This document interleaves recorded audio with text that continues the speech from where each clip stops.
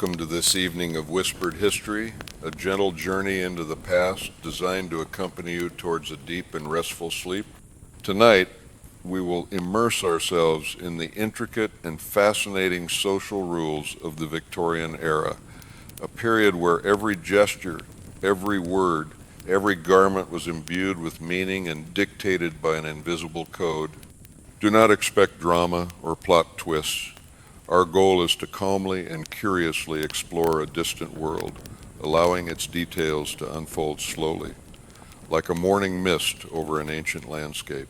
Imagine, for a moment, finding yourself in London around 1850. Your awakening is not what you are used to. Your eyes open slowly, adjusting to the dim light of a room you don't recognize. You are in a narrow bed with a wrought iron frame, and the mattress is stuffed with horsehair. It might be slightly rough, a bit uneven, but it is clean. The air is cold, a chill that seeps under the covers, testament to a fire that, though burning when you fell asleep, has now dwindled to flickering embers. The faint glow of the embers cast dancing shadows on the furniture around you. An imposing wardrobe, a washstand with a ceramic basin, a dressing table with a small mirror that barely reflects the light.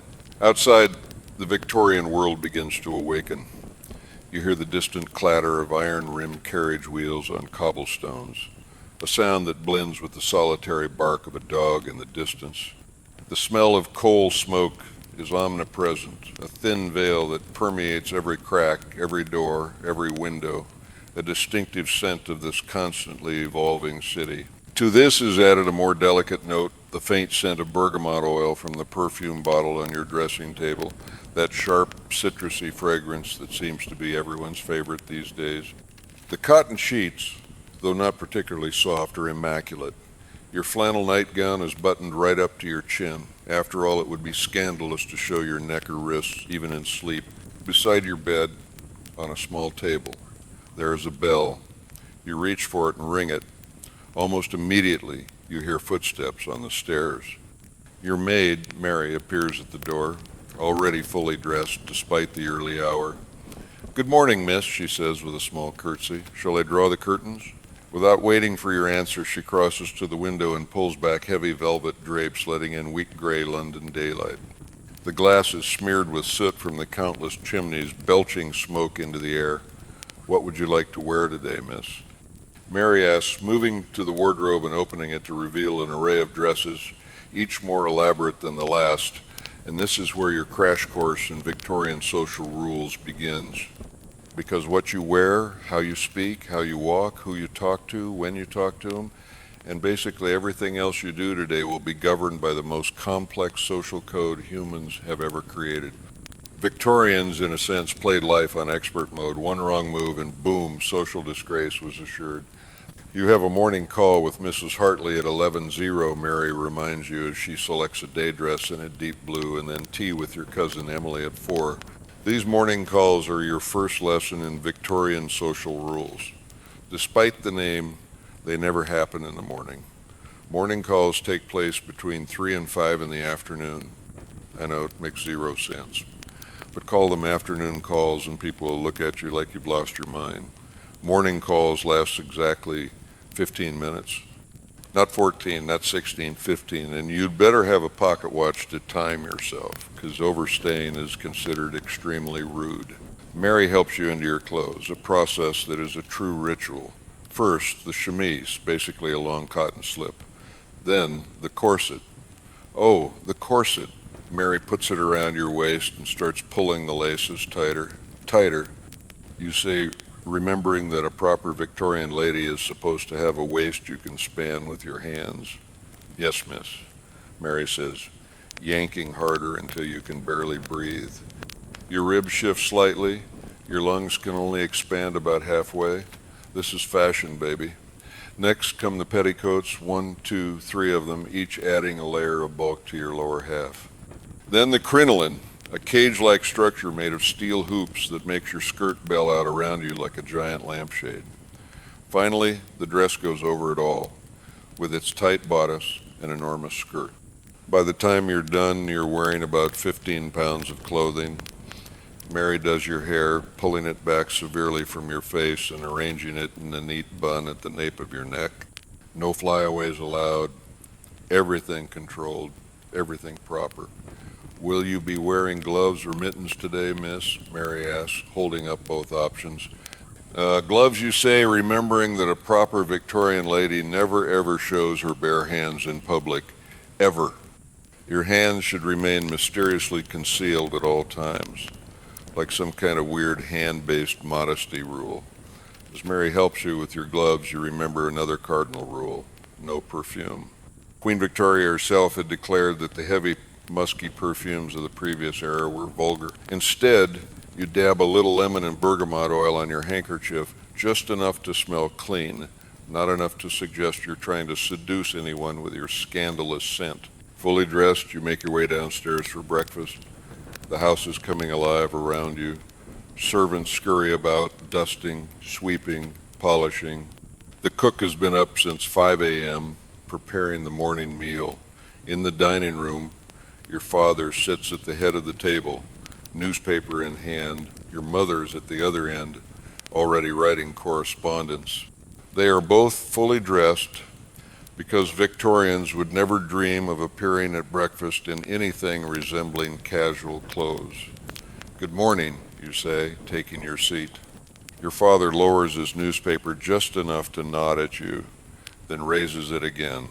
Public displays of affection, even between family members, are not the Victorian way. No hugs, no kisses on the cheek. Breakfast is substantial: eggs, bacon, kidneys, toast, porridge. Victorians eat a lot at breakfast. It is their biggest meal of the day. You pick at yours, your corset making it impossible to take more than tiny bites. Remember, Jane, your mother says, not looking up from her letter, Mrs. Hartley's daughter has just become engaged. Be sure to congratulate her, but don't ask any details about the wedding. That would be presumptuous. You nod, making a mental note. This is typical of the invisible rule book that governs Victorian society. You must acknowledge important life events, but never appear too interested in them. Curiosity is vulgar. After breakfast, you have a few hours before your morning call. You decide to work on your needlepoint, a suitably feminine pursuit.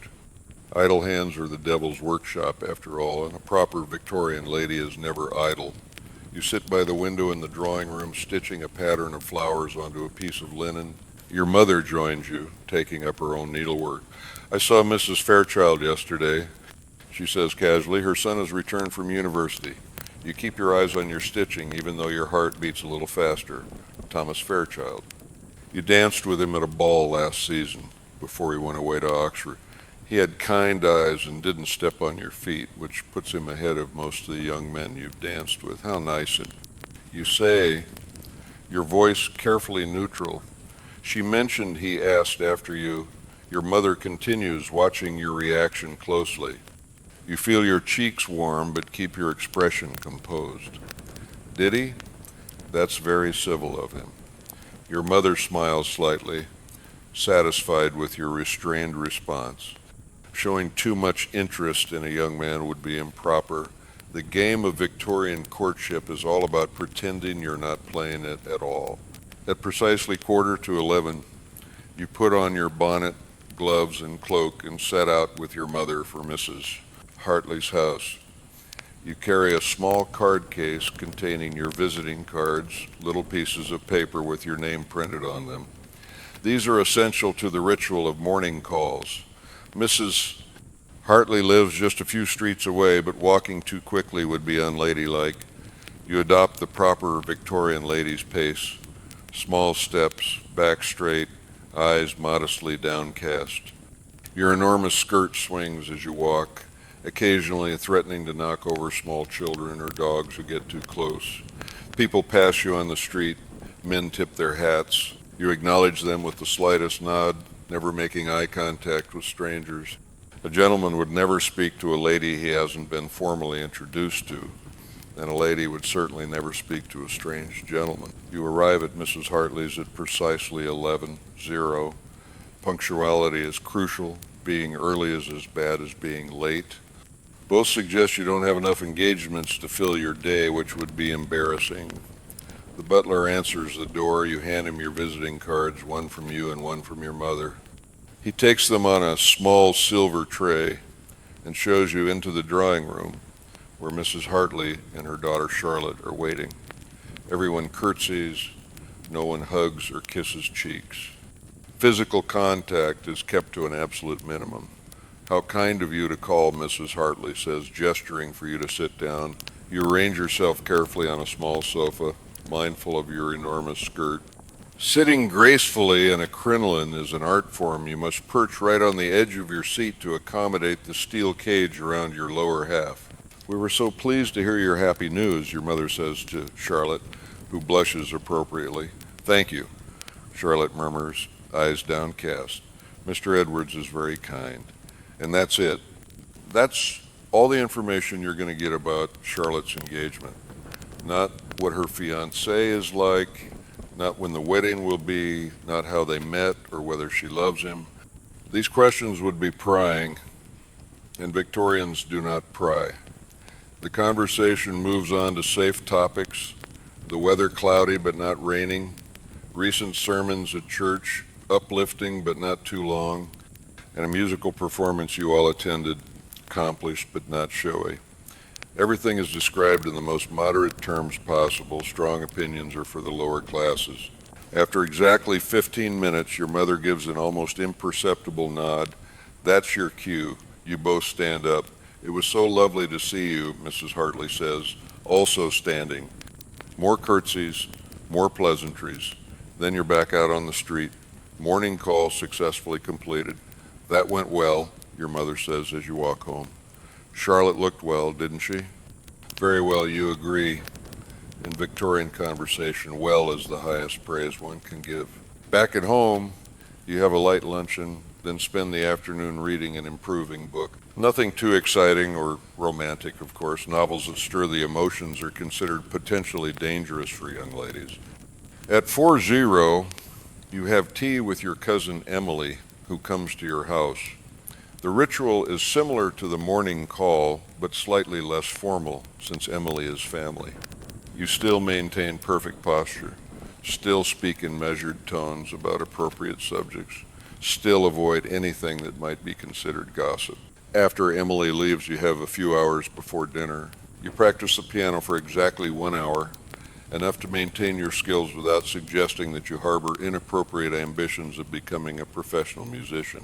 Dinner is at 7, a relatively informal family meal, since you're not entertaining guests. Still, you change into a different dress, slightly fancier than your day dress, but not as elaborate as an evening gown. Victorians change clothes multiple times a day, each outfit precisely calibrated to the specific social context. At the dinner table, conversation is polite but not particularly personal. Your father discusses business matters with your brother. Your mother mentions charity work she's involved with. You listen attentively, occasionally offering a gentle opinion when directly addressed. After dinner, you all retire to the drawing room. Your brother and father might have brandy and cigars in the study, but ladies don't drink anything stronger than sherry, and they certainly don't smoke. Instead, you play the piano for the family or work on your needlepoint some more. By 10:00, everyone is ready for bed. Another day of Victorian propriety successfully navigated. As Mary helps you undress, removing the layers one by one, you finally feel like you can breathe again when the corset comes off. Will you need anything else, miss? Mary asks as she helps you into your nightgown. No.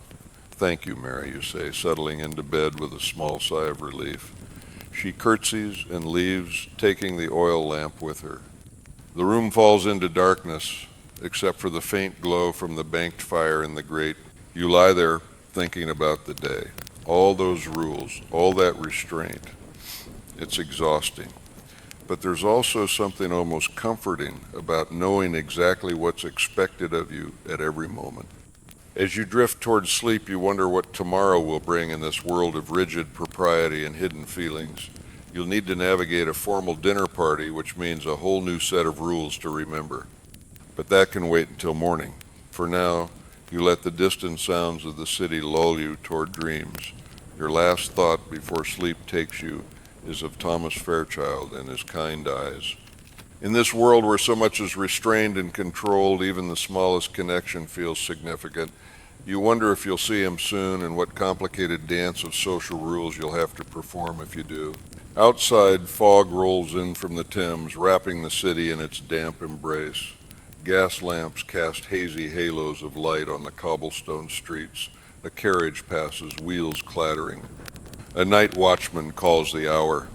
And all across London, behind the prim facades of countless houses, Victorians lie in their beds, constrained by their social rules, even in their dreams. Morning arrives with the sound of Mary drawing back your curtains again. The pale winter sun barely penetrates the ever-present London fog. Another day of Victorian propriety awaits you. Good morning, miss. Mary says, placing a cup of hot chocolate on your bedside table. It's going to be a busy day. You sip the chocolate as Mary lays out your morning dress. Today is indeed important. You're attending a formal dinner party at the Fairchilds' house. Yes, those Fairchilds. Thomas will be there. The morning passes in a blur of preparations. Your mother insists you practice piano for 2 hours instead of the usual one. The Fairchilds may ask you to play, she explains. Mrs. Fairchild mentioned their new pianoforte. Would be rude to decline. Another Victorian rule to remember: never refuse a direct request to demonstrate an accomplishment, but also never appear too eager to show off. It's a delicate balance. After lunch, you take a light walk in the nearby park with your mother. The crisp winter air is actually cleaner than inside most homes, where coal fires fill the rooms with a fine layer of soot. Ladies stroll along the pathways, nodding politely to acquaintances. Gentlemen tip their hats as they pass, remember. Your mother says quietly as you walk, "At dinner you'll be seated, according to rank. Don't appear surprised by your placement, whatever it may be." You nod. The Victorian dinner table is a battlefield of social hierarchy. The most important male guest sits to the right of the hostess. The most important female guest sits to the right of the host. Everyone else is arranged in descending order of social importance. Being seated near the bottom of the table is a clear message about your status. Back at home, preparation for the evening begins in earnest. A formal dinner party requires your finest appearance. Mary runs a bath for you, adding a few drops of rose oil to the water. The bathroom is chilly despite the small fire burning in the grate. You bathe quickly, shivering as you step out onto the cold floor. Then the dressing begins. Tonight requires full evening dress. Your corset is laced even tighter than usual. Your crinoline is wider. Your gown is pale blue silk with delicate lace trim. The neckline is lower than your day dress, showing your collarbones and a hint of shoulder, the maximum amount of skin a respectable unmarried woman can display. Your hair is arranged in an elaborate style with small silk flowers pinned among the curls. A light dusting of rice powder on your face gives you the fashionable pale complexion. No rouge, though. Only actresses and women of questionable virtue wear obvious makeup. You look beautiful, miss, Mary says, stepping back to admire her work. You barely recognize yourself in the mirror. You look exactly like a proper Victorian lady should. The carriage awaits you. The short journey through the lamp-lit streets is a moment of silence and anticipation. Arriving at the Fairchilds' house, the imposing facade stands against the night sky, its windows lit like golden eyes. Inside, the air is thick with the scents of fresh flowers and rich foods. You are greeted by Mrs. Fairchild, an imposing but kind woman, who guides you through a crowded drawing room. The room is filled with unfamiliar and familiar faces, all engaged in hushed conversations, a constant hum filling the atmosphere. You feel observed. Your every movement, every smile, every nod is part of a complex social choreography. Dinner is a succession of sumptuous courses served with impeccable precision.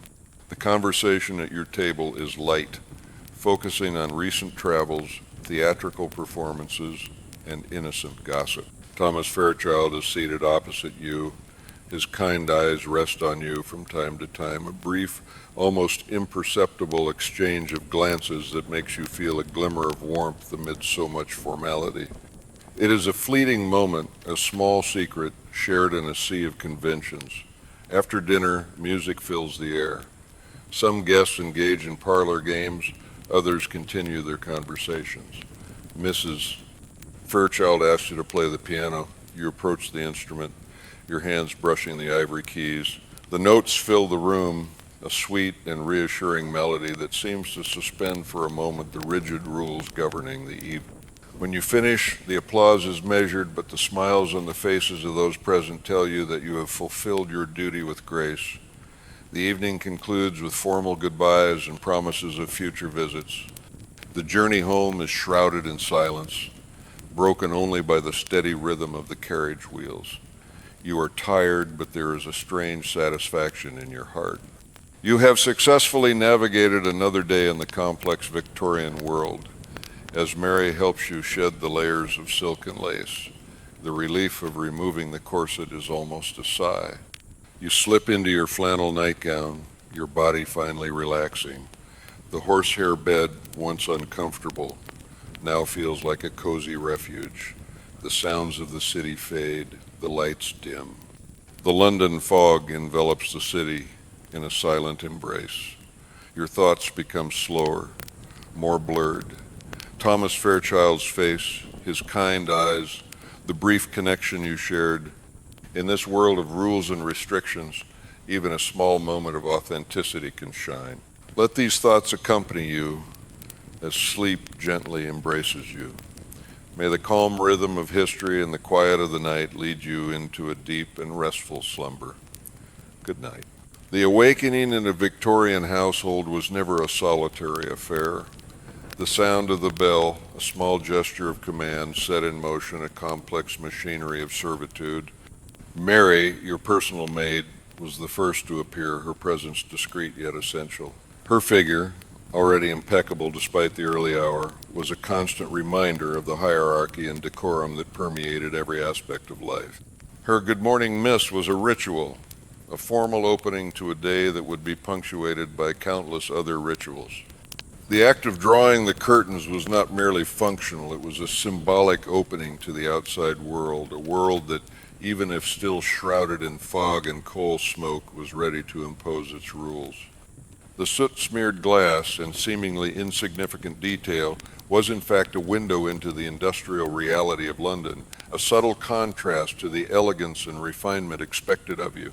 The choice of your attire, then, was a decision of great importance, not only aesthetic but social.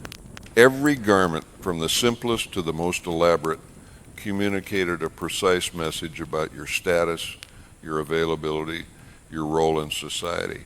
Mary, with her encyclopedic knowledge of your wardrobe and social expectations, was your guide through this labyrinth of fabrics and conventions. And as she selected your day dress, she reminded you of the day's engagements, the morning call with Mrs. Hartley, and tea with your cousin Emily. The term morning call was in itself an anomaly, a striking example of the absurdity and rigidity of some of these rules. A morning appointment that took place in the afternoon, a contradiction that, if questioned, would only elicit looks of disapproval. The duration, moreover, was sacred, exactly 15 minutes. Not a second more, not a second less. A pocket watch was not an accessory, but an indispensable tool for successfully navigating the sea of expectation. The idea of overstaying was a true taboo, a sign of rudeness and disrespect for others' time, a precious commodity in such a structured society. But the true heart of the morning routine, its core, was the dressing process. It was an almost architectural experience, the construction of a figure, layer by layer. The chemise, the first contact with the skin, was a simple beginning. Then came the corset, the most iconic and controversial instrument of Victorian fashion. Its tightness, initially a discomfort, quickly became a familiar sensation, almost a second skin. The pain, the difficulty breathing, the shifting ribs, All were accepted in the name of the ideal silhouette, that slender waist that was the symbol of femininity and respectability.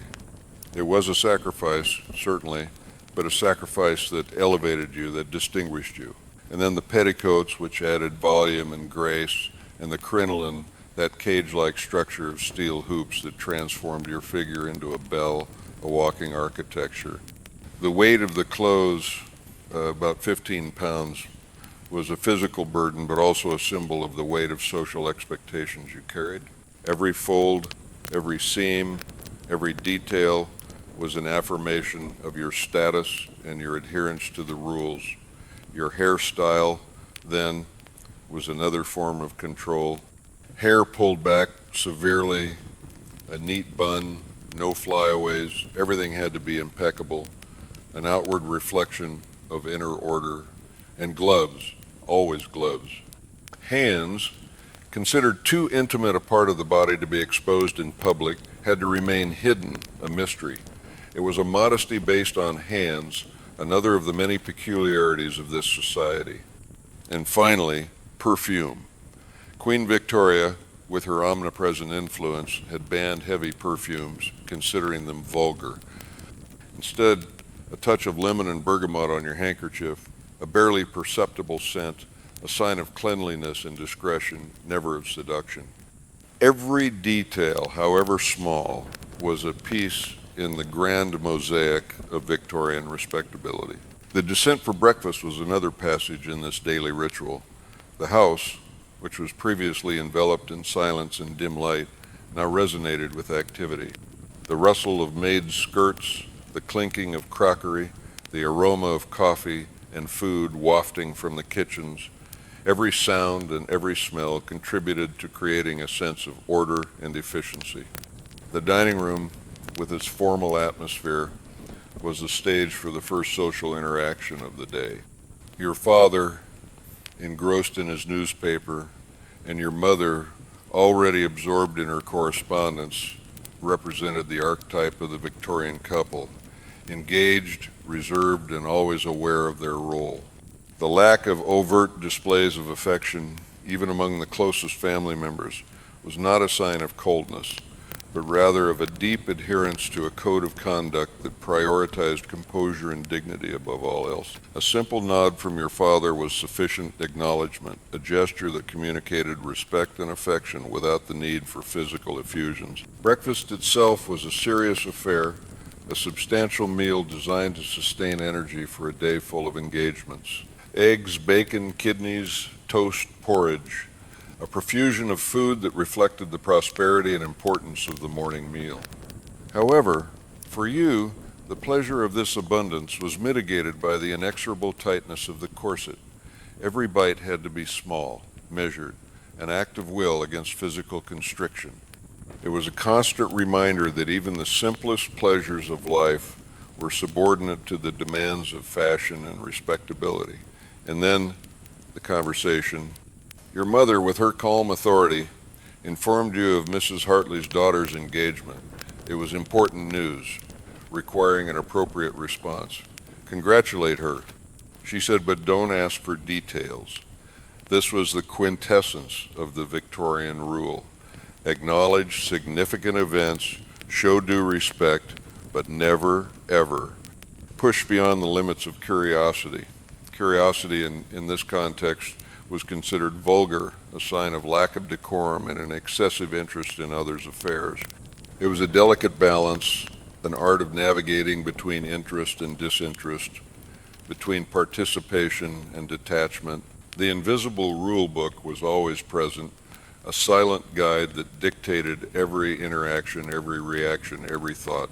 It was a world where unspoken words and subtle gestures carried more weight than explicit declaration. And you, like every Victorian lady, were learning to read and interpret this silent language, to move with grace and confidence in an environment where every misstep could lead to social disgrace. It was a continuous apprenticeship, a process of refinement that lasted a lifetime, and each day brought new lessons and new challenges in this complex ballet of conventions. With breakfast concluded and the morning formalities observed, A precious window of time opened before the next social engagement. For a Victorian lady, idleness was not only frowned upon, but considered almost a sin. Hands were always to be occupied, the mind engaged in edifying pursuits. Needlepoint, with its meticulous precision and inherent beauty, was the perfect occupation. Seated by the drawing room window, the morning light filtering through the panes, you devoted yourself to your work, the colored threads intertwining beneath your fingers, creating a delicate floral pattern on a piece of linen. It was an activity that demanded concentration, yet also allowed the mind to wander, to reflect, to dream.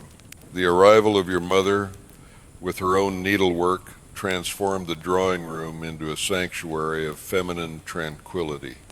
Conversations during these moments were often light, seemingly casual, yet laden with unspoken meanings. I saw Mrs. Fairchild yesterday.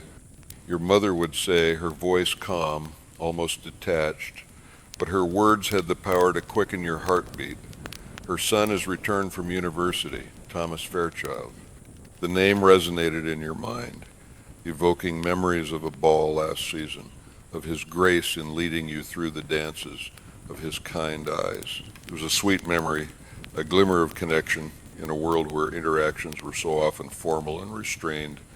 Your reply, a simple "how nice," was a masterpiece of neutrality, an attempt to conceal the emotions stirring within you. It was a subtle dance, a game of glances and unspoken words. Your mother, with her keen perception, noticed the blush on your cheeks, but your composed expression, your gaze fixed on your needlework, reassured her. To show too much interest, too much enthusiasm would have been a mistake, a misstep in this delicate ballet of Victorian courtship. The game was not to declare one's feelings, but to conceal them, to feign a disinterest that, in reality, hid a deep desire. It was a courtship built on illusions, on stolen glances, on seemingly innocuous conversations that concealed a world of hopes and expectations. And you, with every stitch of your needlework, were learning to master this art, to move with grace and discretion in a world where passion was often hidden beneath layers of decorum and convention. The approach of 11:15 signaled the commencement of another sacred ritual of the Victorian day, the morning call. It was not a mere visit, but a carefully choreographed performance, a social ballet where every step, every gesture, every word was imbued with meaning. The preparation was meticulous. The bonnet, the gloves, the cloak, each item chosen not only for its beauty, but for its appropriateness to the context. And then the small card case, an indispensable accessory containing your printed visiting cards. These were not mere pieces of paper, but the keys to access the social world, a tangible symbol of your position and your intention to abide by the rules of the game. The journey to Mrs. Hartley's house, though brief, was another opportunity to demonstrate your adherence to decorum. Walking too quickly would have been a sign of vulgarity, of unseemly haste. The true Victorian lady adopted a measured gait, small and graceful steps, back straight, gaze modestly downcast. Your enormous skirt, the crinoline that enveloped you like a bell, swayed with every step, a constant reminder of your presence and status. Interactions on the street were also governed by an unwritten code. Men tipped their hats, a gesture of respect that you returned with an almost imperceptible nod, never meeting their gaze. Speaking to strangers was unthinkable, a grave infraction that could compromise your reputation. The outside world was a stage and you were always on it. The arrival at Mrs. Hartley's house was a crucial moment. Punctuality was a dogma. Arriving early suggested excessive eagerness, or worse, a lack of engagements, while arriving late was a sign of disorganization and disrespect. The butler, with his impeccable composure, was the guardian of this social sanctuary. The handing over of visiting cards on the silver tray was a symbolic gesture, a formal passage that marked your entry. The drawing room, where Mrs. Hartley and her daughter Charlotte awaited you, was the heart of this interaction. The curtsies, the formalities, the absence of any physical contact. Every element contributed to creating an atmosphere of respectful distance. Conversation was a subtle art, a balance between being informed and not being intrusive. Charlotte's engagement was an obligatory topic, but questions had to be general, devoid of intimate details. Curiosity was a vice, and discretion a supreme virtue. Safe topics, the weather, sermons, cultural events were the daily bread of these conversations, always kept in a moderate tone, devoid of any passion or strong opinions. Emotions were forbidden, expressions restrained. The duration of the visit, exactly 15 minutes, was another pillar of this rigidity. Your mother's almost imperceptible nod was the signal, the end of the performance, and as you walked home, your mother's comment, "Charlotte looked well, didn't she?" And your reply, "Very well," were the epitome of Victorian conversation, a measured compliment devoid of excess, yet communicating full approval. It was a world of nuances where the unspoken was often more important than the spoken, and where mastery of these subtleties was the key to successfully navigating society. After the successful completion of your morning call and a light luncheon, the afternoon unfolded, offering another block of time to be filled with appropriate activities. For a Victorian lady, leisure time was never truly free.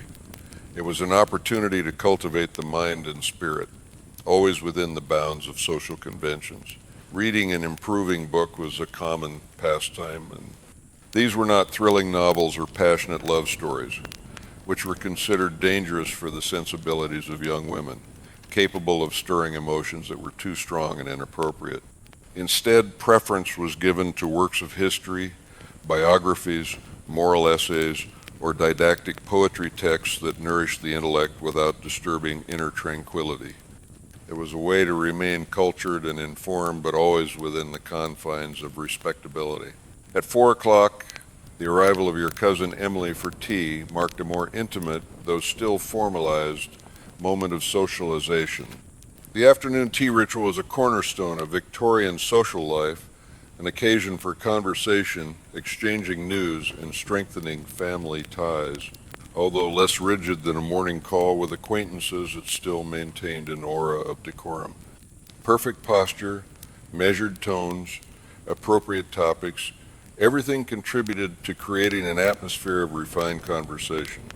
Gossip, though perhaps practiced in private, was banished from these formal occasions, replaced by discussions on cultural events, charitable works, or family news, always presented with due discretion. After Emily's departure, the hours leading up to dinner were dedicated to individual pursuits, often related to the development of talents or skills. Piano practice was a perfect example. Exactly 1 hour, no more, no less. It was sufficient to maintain dexterity and familiarity with the instrument, a desirable skill for a cultured lady, but not so much as to suggest professional ambition. Art, music, painting, these were considered talents to be cultivated for personal pleasure and for the entertainment of family and guests, not as means to an independent career. The idea of a woman pursuing an artistic profession was still largely disapproved of, seen as a threat to her respectability and traditional role. And then the change of dress for dinner.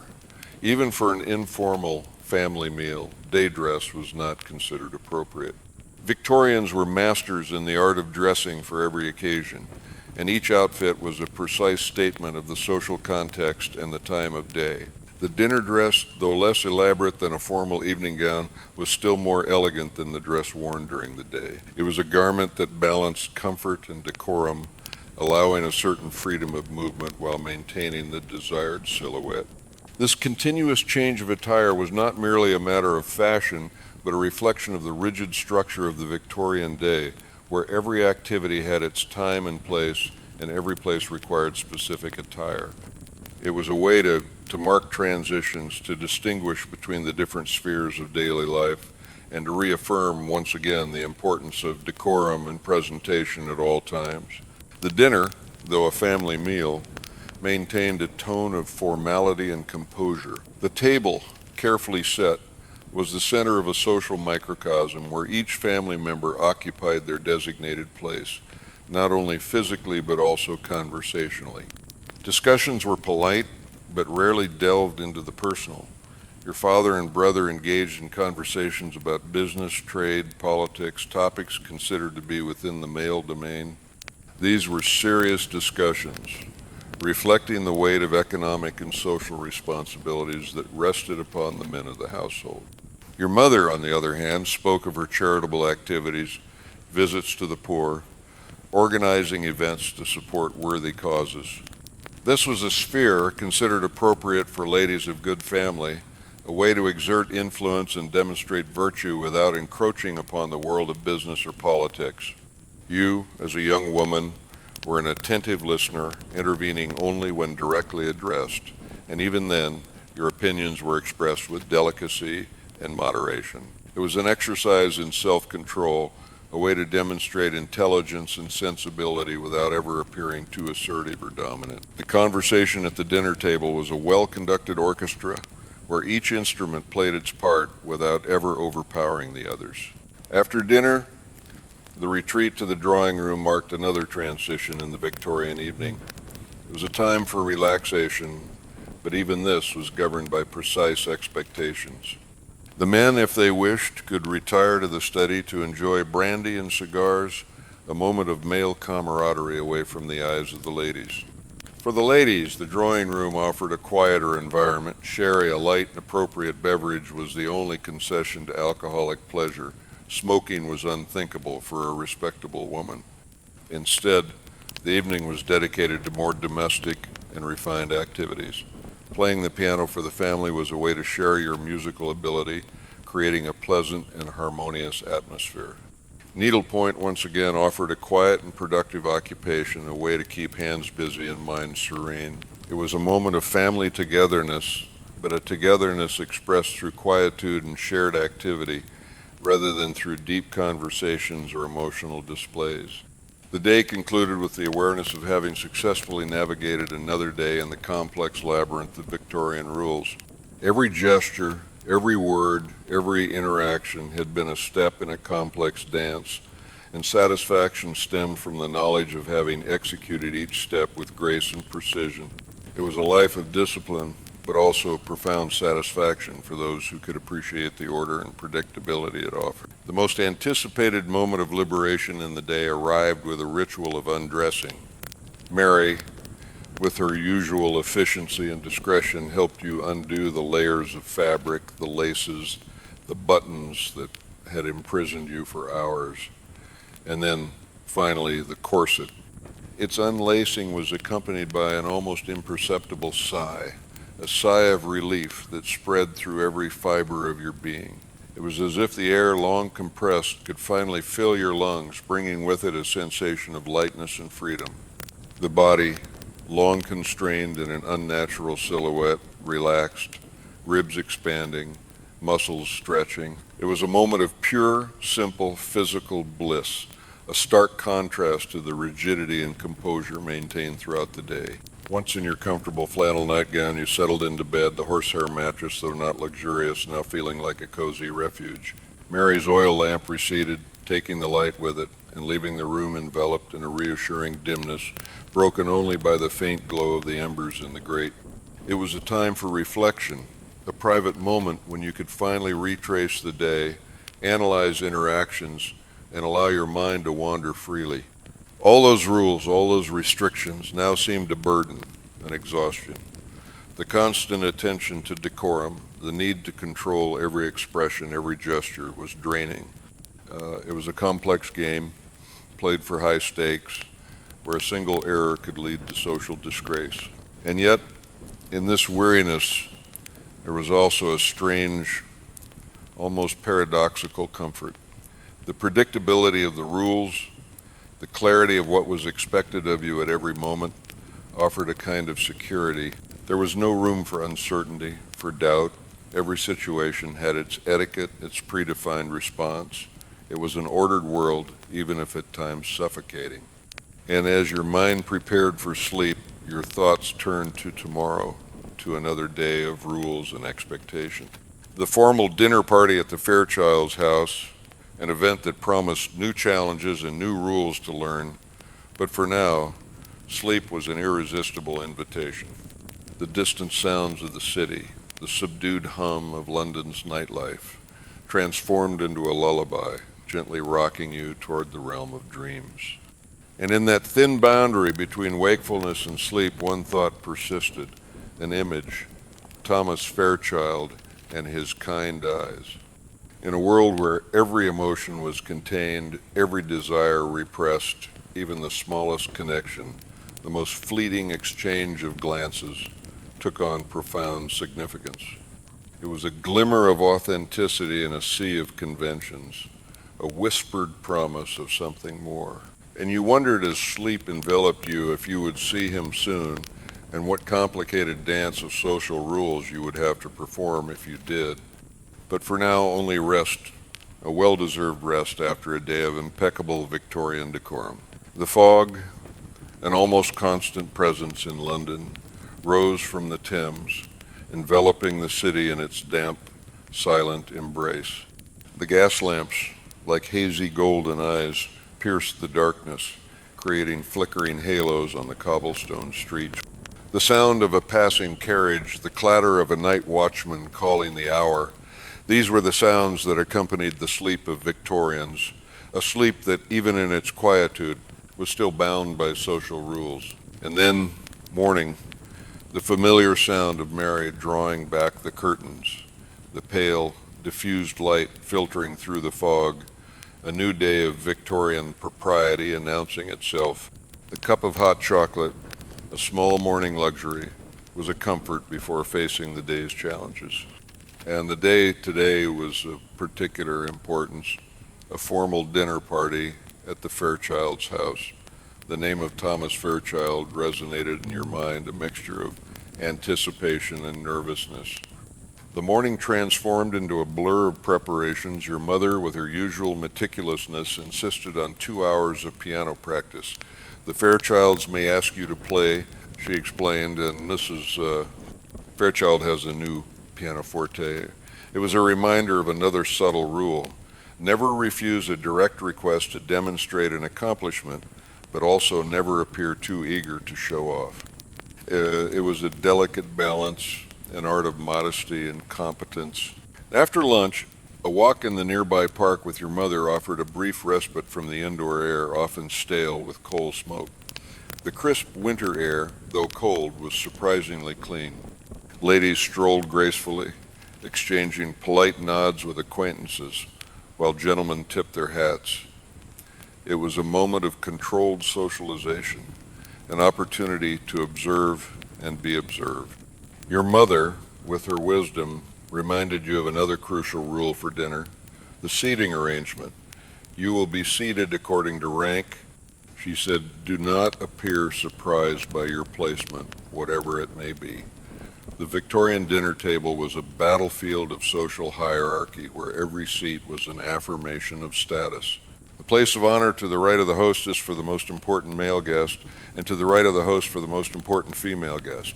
Everyone else was arranged in descending order, a clear and unequivocal message about your position in society. Being seated at the bottom of the table was a sign of lesser importance, a fact that had to be accepted with grace and without any emotional reaction. The return home marked the beginning of the most intense preparations for the evening. A formal dinner required your finest appearance, a visual expression of your status and respectability. The bath, prepared by Mary with warm water and a few drops of rose oil, was a moment of purification before the transformation. The coldness of the bathroom, despite the small fire, was a minor discomfort accepted in the name of beauty. And then the dressing, the corset laced even tighter than usual, the crinoline even wider, created an imposing and graceful silhouette. The pale blue silk gown with its delicate lace trim was a masterpiece of tailoring. The neckline, lower than your day dress, showed your collarbones and a hint of shoulder, the maximum amount of skin a respectable unmarried woman could display.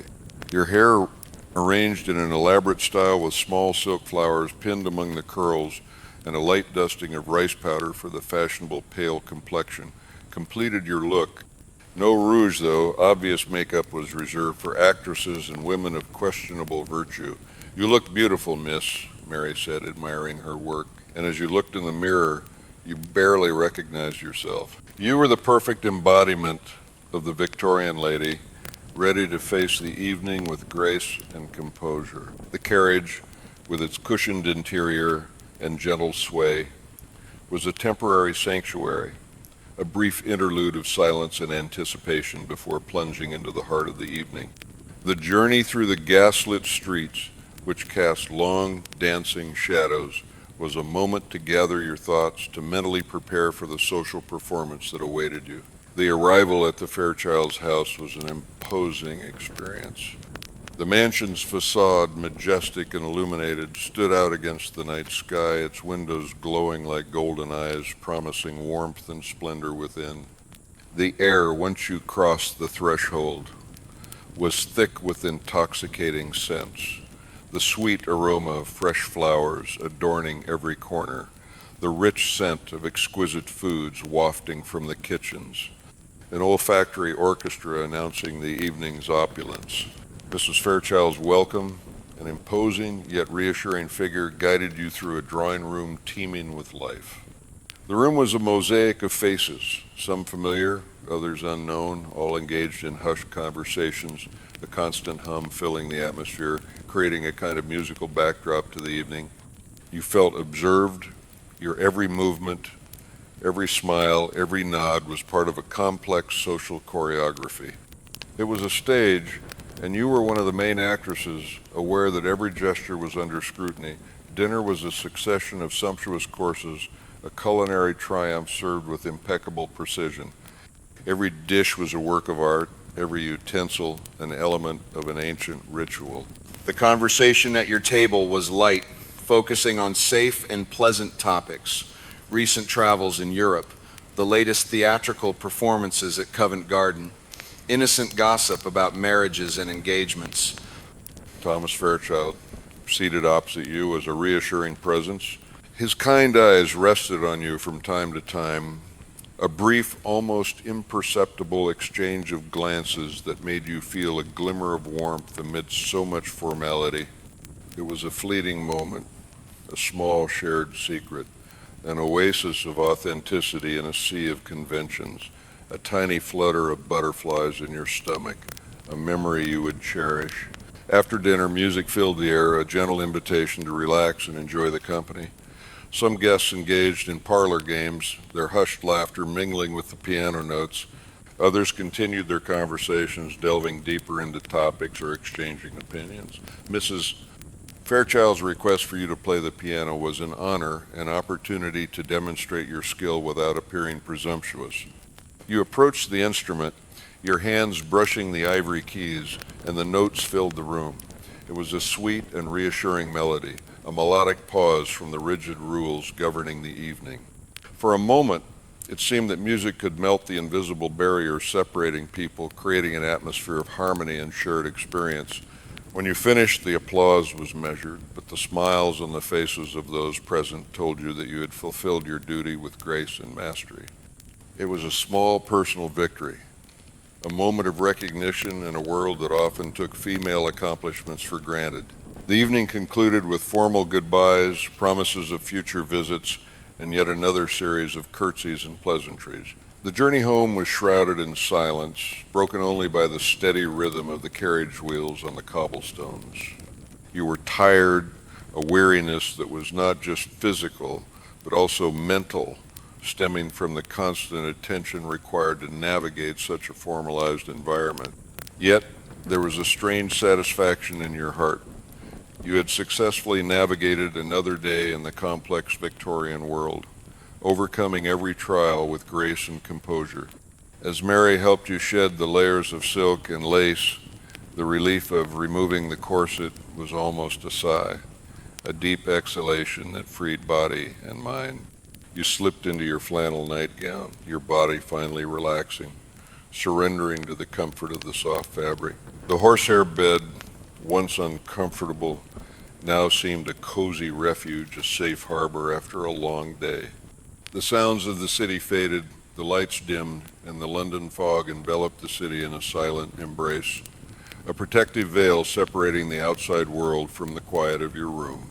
Your thoughts grew slower, more blurred, as sleep began to claim you. Thomas Fairchild's face, his kind eyes, the brief connection you had shared, these were the thoughts dancing in your mind. In this world of rules and restrictions, where every emotion was contained and every desire repressed, even the smallest moment of authenticity could shine with its own light. It was a glimmer of hope, a whispered promise of something deeper, of a bond that transcended social conventions. Let these thoughts accompany you as sleep gently embraces you, like a warm and comforting blanket.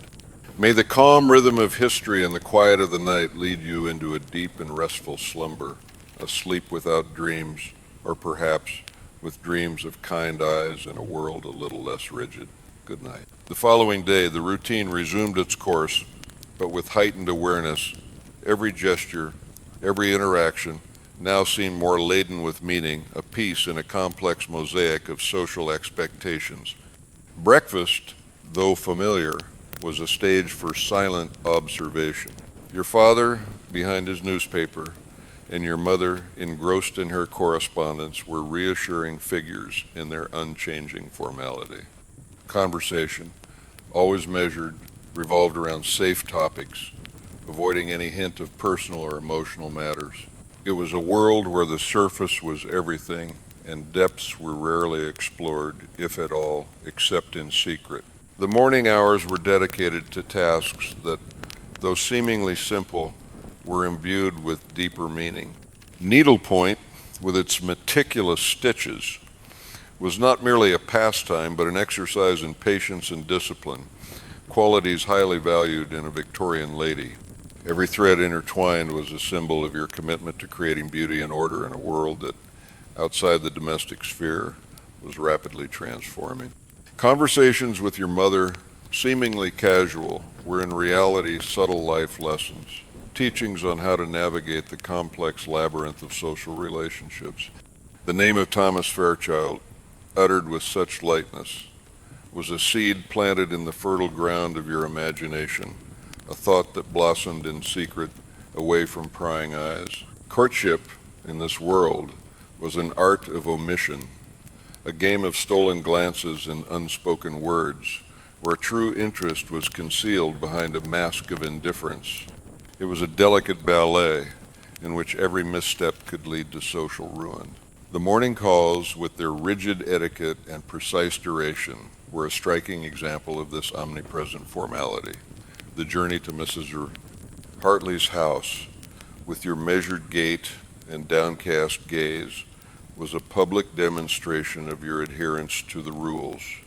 The encounter, with its curtsies and superficial conversations, was a performance, an occasion to reaffirm your place in the social hierarchy. Punctuality, composure, the ability to avoid controversial topics, these were the virtues that allowed you to successfully navigate this sea of conventions. Every visit was a test, an examination that had to be passed with grace and apparent effortlessness. And the return home, with your mother's comment about Charlotte's good form, was confirmation that you had passed the test, that you had maintained your place in the Victorian world. The afternoon, with its slower pace, offered an opportunity for more personal activities, yet always under the watchful eye of social expectations. Reading an improving book was a way to nourish the mind without indulging in dangerous fantasies. Tea with Cousin Emily was a moment of relative intimacy, an occasion for conversation in a more relaxed setting, but always with due discretion. Piano practice, with its precise duration, was a balance between maintaining skills and avoiding any suggestion of professional ambition. It was a world where female talents were appreciated, but only if they remained within the confines of personal enjoyment and domestic entertainment. And the change of dress for dinner, even for an informal meal, was a constant reminder that every moment of the day had its code, its ritual, its specific attire. It was a way to mark transitions, to distinguish between the different spheres of daily life, and to reaffirm, once again, the importance of decorum and presentation at all times. Dinner, though a family meal, was an exercise in control and observation. The table, a microcosm of hierarchies, reflected the broader order of Victorian society. Each family member, from the head of the household to the youngest, had a well-defined role, and conversation was a faithful reflection of it.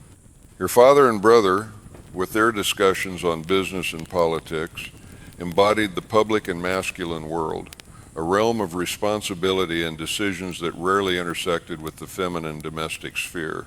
Their voices, though measured, carried the weight of the outside world, the world of commerce, empire, and progress. Your mother, on the other hand, represented the private sphere, the moral heart of the home. Her mentions of charitable work, visits to the sick and poor, were a constant reminder of the Victorian woman's role as guardian of morality and compassion. It was a silent, often invisible, but essential work for the maintenance of social order. You, as a young woman, were an attentive listener, absorbing implicit lessons on how to conduct an appropriate conversation, how to express an opinion without being intrusive, how to navigate the subtle currents of family dynamics. It was a continuous apprenticeship, a way to refine your social skills in a controlled environment. Your participation was limited to gentle interventions, to well-considered questions, to comments that reflected a keen mind but never presumption. It was a delicate balance, an art of being present without dominating, of being intelligent without being threatening. The conversation at the dinner table was a well-conducted orchestra, where each instrument played its part without ever overpowering the others, creating a symphony of decorum and harmony. After dinner, the retreat to the drawing room marked another transition, a passage from the formality of the meal to the relative intimacy of the family evening. It was a time for relaxation, but even this was governed by precise expectation. The men, if they wished, could retire to the study, a masculine sanctuary where the smoke of cigars and the scent of brandy created an atmosphere of camaraderie. For the ladies, the drawing room offered a quieter environment. Sherry, a light and appropriate beverage, was the only concession to alcoholic pleasure, a stark contrast to the stronger drinks consumed by men. Smoking was unthinkable for a respectable woman, a vice associated with lower classes or women of dubious morality. Instead, the evening was dedicated to activities that reflected feminine virtues, playing the piano, a way to share your musical ability and create a pleasant atmosphere, needlepoint, a quiet and productive occupation that kept hands busy and minds serene. It was a moment of family togetherness, but a togetherness expressed through quietude and shared activity rather than through deep conversations or emotional displays. The day concluded with the awareness of having successfully navigated another day in the complex labyrinth of Victorian rules. Every gesture, every word, every interaction had been a step in a complex dance, and satisfaction stemmed from the knowledge of having executed each step with grace and precision. It was a life of discipline, but also of profound satisfaction for those who could appreciate the order and predictability it offered. Sleep, when it finally arrived, was a well-deserved rest, a moment to recharge before facing a new day of expectations and decorum. It was a continuous cycle, a reassuring rhythm that marked life in an era of great changes, but also of profound social stability. And in that sleep, perhaps dreams were a little freer, a little less bound by the rigid rules of the day. The ritual of undressing, performed with Mary's discretion and efficiency, was far more than a simple removal of clothes. It was an act of liberation, a slow and methodical shedding of the social armor that had encased you for the entire day. Every unfastened button, every loosened lace, every layer of fabric that slipped away brought with it a growing sense of relief. And then, the culminating moment, the unlacing of the corset. The sigh that escaped you, almost imperceptible, was a deep breath, an exhalation that freed not only your diaphragm but also the accumulated tension in your shoulders, your back, even your mind. It was as if the air, long compressed, could finally fill your lungs, bringing with it a sensation of lightness and almost intoxicating freedom. The body, long constrained in an unnatural silhouette, relaxed, ribs expanding, muscles stretching. It was a moment of pure, simple physical bliss, a stark contrast to the rigidity and composure maintained throughout the day, a reminder that beneath all those layers of convention, there was a human being who simply wished to breathe freely. Once in your comfortable flannel nightgown, you settled into bed, the horsehair mattress, though not luxurious, now feeling like a cozy refuge, a warm and secure nest. Mary's oil lamp receded, taking the light with it and leaving the room enveloped in a reassuring dimness, broken only by the faint glow of the embers in the grate. It was a time for reflection, a private moment when you could finally retrace the day, analyze interactions, and allow your mind to wander freely, unburdened by the weight of social expectations. All those rules, all those restrictions now seemed a burden, an exhaustion. The constant attention to decorum, the need to control every expression, every gesture, was draining. It was a complex game, played for high stakes, where a single error could lead to social disgrace, an indelible stain on your reputation. And yet, in this weariness, there was also a strange, almost paradoxical comfort. The predictability of the rules, the clarity of what was expected of you at every moment offered a kind of security. There was no room for uncertainty, for doubt. Every situation had its etiquette, its predefined response. It was an ordered world, even if at times suffocating, a world where chaos was held at bay by an intricate web of conventions.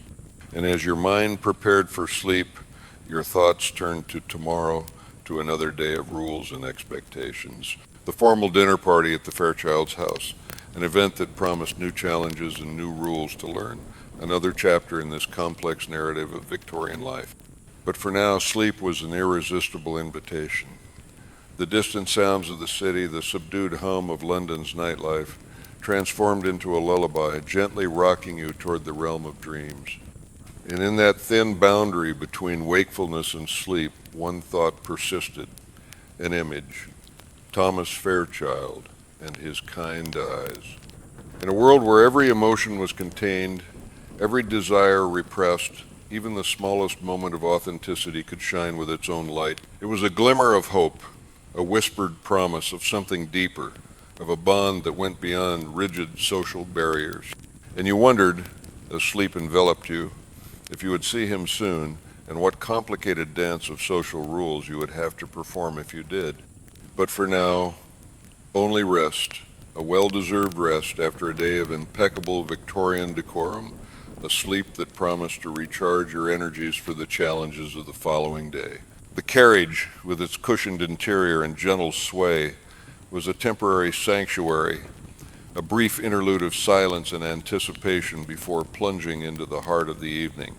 The journey through the gaslit streets, which cast long, dancing shadows, was a moment to gather your thoughts, to mentally prepare for the social performance that awaited you.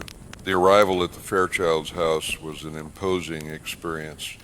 The mansion's facade, majestic and illuminated, stood out against the night sky, its windows glowing like golden eyes, promising warmth and splendor within. The air, once you crossed the threshold, was thick with intoxicating scents, the sweet aroma of fresh flowers adorning every corner, the rich scent of exquisite foods wafting from the kitchens, an olfactory orchestra announcing the evening's opulence. Mrs. Fairchild's welcome and imposing yet reassuring figure guided you through a drawing room teeming with life.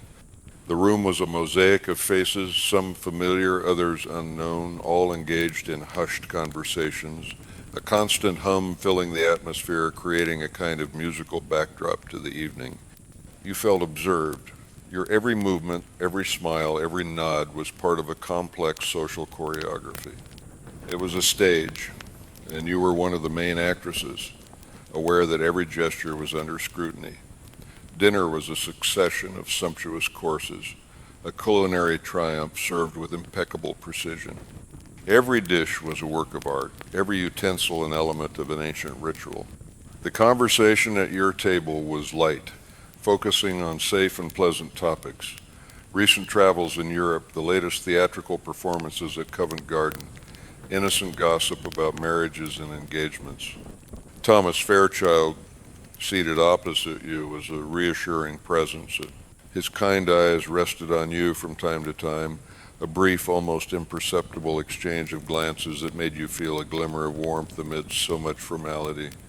It was a fleeting moment, a small shared secret, an oasis of authenticity in a sea of conventions, a tiny flutter of butterflies in your stomach, a memory you would cherish. After dinner, music filled the air, a gentle invitation to relax and enjoy the company. Some guests engaged in parlor games, their hushed laughter mingling with the piano notes. Others continued their conversations, delving deeper into topics or exchanging opinions. Mrs. Fairchild's request for you to play the piano was an honor, an opportunity to demonstrate your skill without appearing presumptuous. You approached the instrument, your hands brushing the ivory keys, and the notes filled the room. It was a sweet and reassuring melody, a melodic pause from the rigid rules governing the evening. For a moment, it seemed that music could melt the invisible barriers separating people, creating an atmosphere of harmony and shared experience.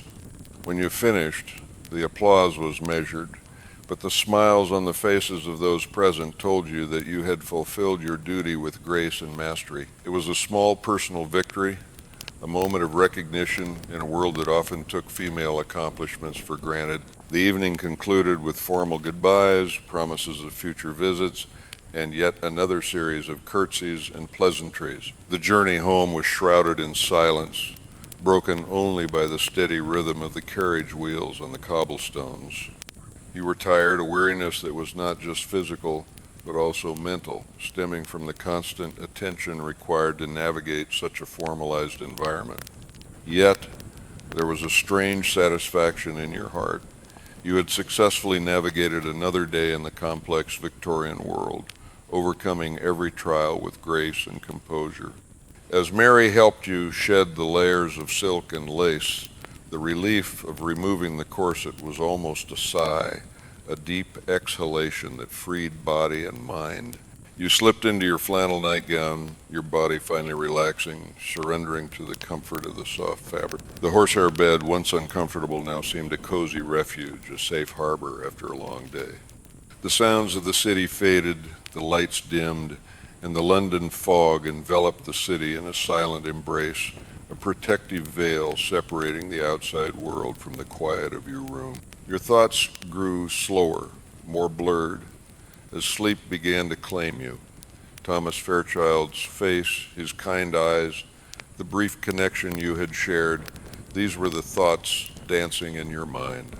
In this world of rules and restrictions, where every emotion was contained and every desire repressed, even the smallest moment of authenticity could shine with its own light.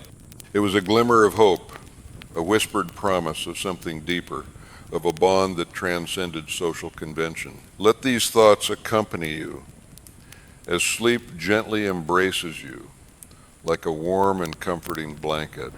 May the calm rhythm of history and the quiet of the night lead you into a deep and restful slumber, a sleep without dreams, or perhaps with dreams of kind eyes and a world a little less rigid. Good night. The daily life of a Victorian lady was an intricate ballet of duties and expectations, a rhythm punctuated by precise schedules and immutable rituals. Every morning, awakening was not a mere physiological act, but the beginning of a series of preparations that transformed her from an individual into a representative of her social class. The discreet but constant presence of servants, particularly the personal maid, Mary, underscored her privileged position and her dependence on a well-oiled hierarchical system. The bell, a small brass object, was a symbol of her power, a summons that set in motion a complex machinery of people dedicated to her comfort and decorum. The choice of attire, then was never a matter of personal taste, but a strategic decision, a nonverbal message that communicated her status, her intentions, and her adherence to social norms. Every fold of fabric, every ornament, every accessory was a carefully calibrated detail in a silent but eloquent language. Morning calls, with their apparent lightness, were in reality tests of social skill, examinations in which mastery of etiquette was fundamental. The precise duration of 15 minutes, the measured conversation, the absence of gossip or controversial topics all contributed to creating an atmosphere of refined superficiality. It was a game of appearances where the goal was not authentic connection, but the demonstration of impeccable decorum. The walk down the street, with its measured pace and downcast gaze, was another form of public performance, a way to assert one's respectability in a world where every glance could be a judgment. Dinner, finally, was the culmination of the social day, a stage where hierarchies were reaffirmed and family dynamics enacted. Conversation, divided by gender and rank, was a well-conducted orchestra where each instrument played its part without ever overpowering the others, creating a symphony of decorum and harmony. And then the evening, the moment of liberation, the ritual of undressing with the removal of the corset and layers of fabric was a sigh of relief, a return to the body, to its natural form, to its freedom. It was a moment of intimacy, a stark contrast to the rigidity of the day. Nightly reflection, finally, was a moment of truth, an opportunity to analyze interactions, to understand the subtle dynamics of a world that, though suffocating, also offered a strange security in its predictability. Thoughts of Thomas Fairchild, with his kind eyes, were a glimmer of hope, a promise of a deeper connection in a world where emotions were often concealed. It was a world of contrasts, of light and shadow, of rules and secret desires, a world that, even in its rigor, offered moments of unexpected beauty and profound humanity. And as sleep enveloped you, it brought with it the promise of a new day, new challenges, and new opportunities to navigate this fascinating and complex Victorian universe. The following morning, the London fog still enveloped the city in a damp and silent embrace, but within the domestic walls, life resumed its inexorable rhythm. The discreet sound of servants' footsteps, the gentle clinking of crockery from the kitchen, the aroma of tea and toast wafting through the air. Every detail contributed to creating an atmosphere of order and predictability. Breakfast, though a family meal, was an occasion to reaffirm hierarchies and expectations. Your father, engrossed in the day's news, and your mother, dedicated to her correspondence, were reassuring figures in their unchanging formality. Conversation, always measured and devoid of emotional excesses, revolved around safe topics, avoiding any hint of personal matters or deep feelings. It was a world where the surface was everything and depths were rarely explored, if at all, except in secret in the sanctuary of one's own mind. The hours following breakfast were dedicated to tasks that, though seemingly simple, were imbued with deeper meaning. Needlepoint, with its meticulous stitches and intrinsic beauty, was not merely a pastime, but an exercise in patience, discipline, and contained creativity, qualities highly valued in a Victorian lady. Every thread intertwined was a symbol of your commitment to creating beauty and order in a world that, outside the domestic walls, was rapidly and sometimes tumultuously transforming. Conversations with your mother, seemingly casual and light, were in reality subtle life lessons, teachings on how to navigate the complex labyrinth of social relationships, how to interpret nonverbal cues, and how to maintain one's place with grace and dignity. The name of Thomas Fairchild, uttered with such lightness, was a seed planted in the fertile ground of your imagination, a thought that blossomed in secret, away from prying eyes and societal judgment. Courtship in this world was an art of omission, a game of stolen glances and unspoken words, where true interest was concealed behind a mask of indifference. It was a delicate ballet in which every misstep could lead to social ruin, an indelible stain on a family's reputation. The morning calls, with their rigid etiquette and precise duration, were a striking example of this omnipresent formality, the journey to Mrs. Keeper. Hartley's house, with your measured gait and downcast gaze, was a public demonstration of your adherence to the rules, a way to assert your respectability in a world that observed and judged every detail. The encounter, with its curtsies and superficial conversations, was a performance, an occasion to reaffirm your place in the social hierarchy, to show that you were worthy of your status. Punctuality, composure, the ability to avoid controversial topics, these were the virtues that allowed you to successfully navigate this sea of conventions. Every visit was a test, an examination that had to be passed with grace and apparent effortlessness.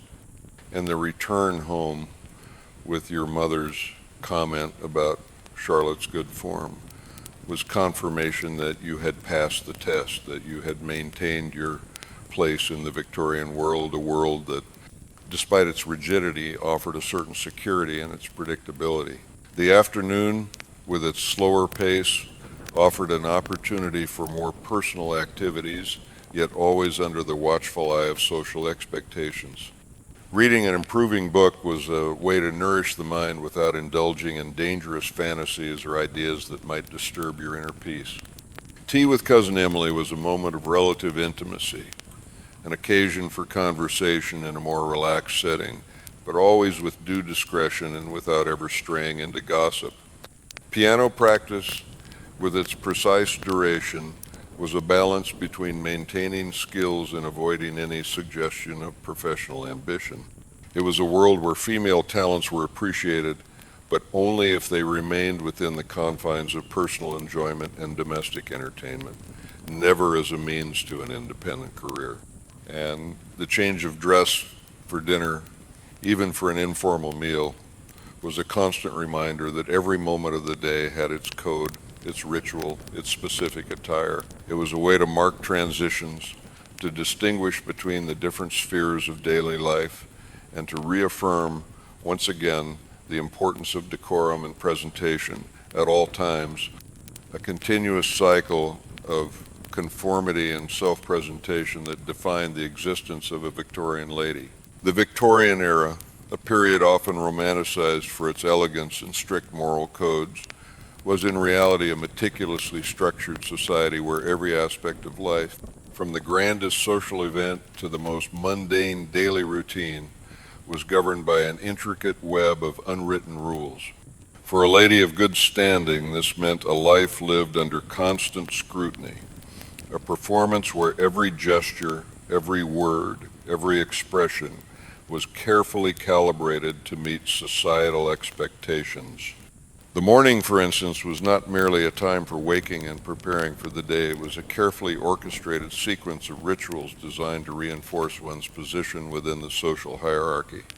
The discreet presence of the maid, Mary, was a constant reminder of the unseen machinery that supported this elaborate lifestyle. Her quiet efficiency, her anticipation of your needs, all spoke to a system where personal comfort was inextricably linked to social standing. The very act of choosing an outfit was a declaration, a silent communication of your intentions for the day, whether it was a formal call, a leisurely stroll, or a quiet afternoon at home.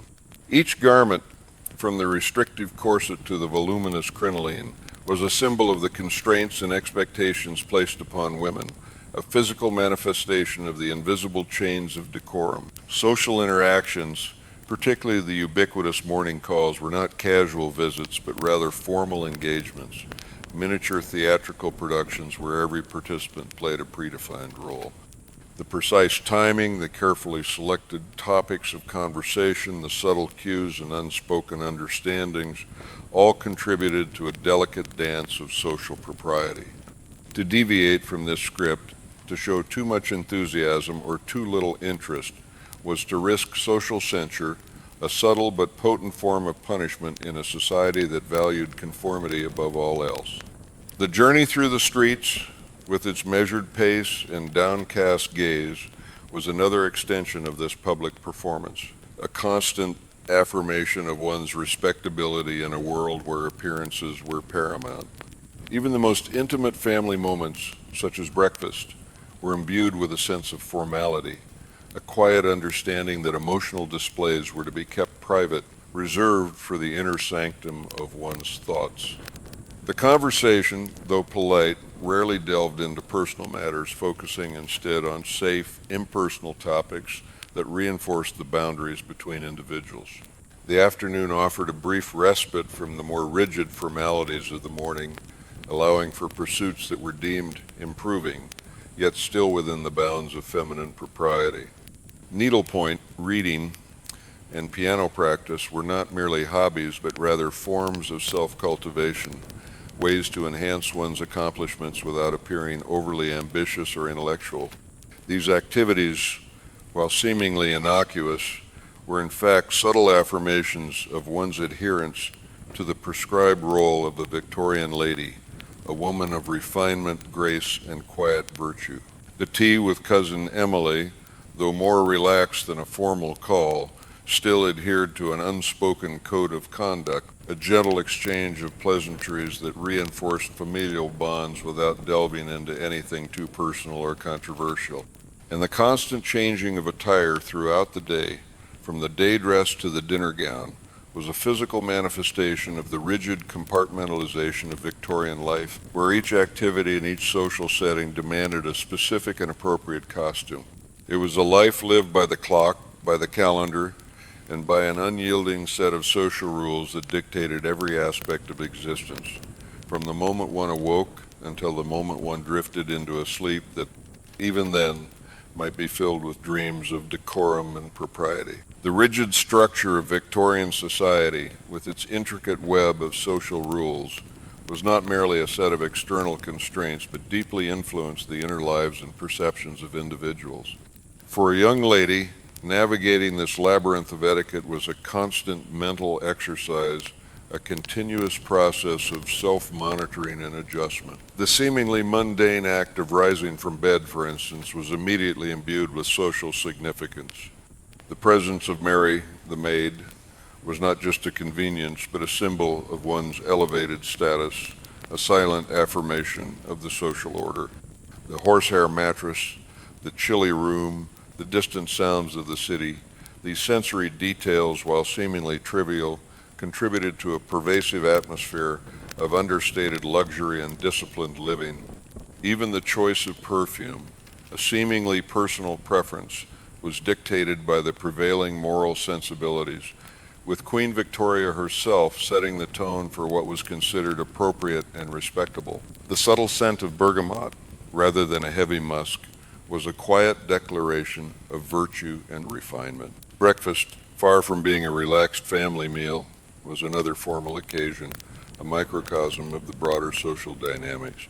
The silent communication between your parents, the subtle nod from your father, the careful avoidance of overt affection, these were all lessons in restraint and decorum.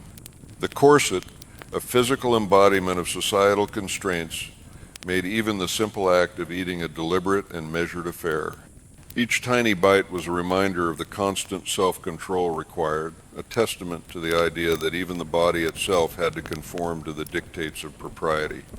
The conversation, too, was carefully curated, focusing on safe, impersonal topics. The news of Mrs.